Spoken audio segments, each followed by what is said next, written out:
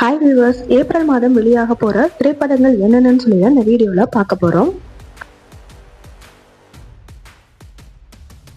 April 3ஆம் தேதி வெள்ளிக்கிழமை வந்துட்டு 5 படம் ரிலீஸ் ஆக போகுது. என்னென்ன படம்னு பார்த்தீங்கன்னா, நவீன் சந்திரா நடிச்ச நீலீரா, சமுத்திரக்கனி கௌதம் வாசுதேவ மேனன் நடிச்ச கார்மேனி செல்வம், லெஜண்ட் சரவணா நடிச்ச லீடர், பரத் நடிச்ச காளிதாஸ் 2, ஷர்வானந்த் நடிச்ச பைக்கர். ஏப்ரல் 10ஆம் தேதி பார்த்தீங்கன்னா 3 படம் ரிலீஸ் ஆக போகுது. என்னென்ன படம்னு பார்த்தீங்கன்னா, பிரதீப் ரங்கநாதன் நடிச்ச லவ் இன்சூரன்ஸ் கம்பெனி, செல்வராகவன் நடிச்ச மனிதன் தெய்வம் ஆகலாம், ஜெய் நடிச்ச சட்டென்று மாறுது வானிலை.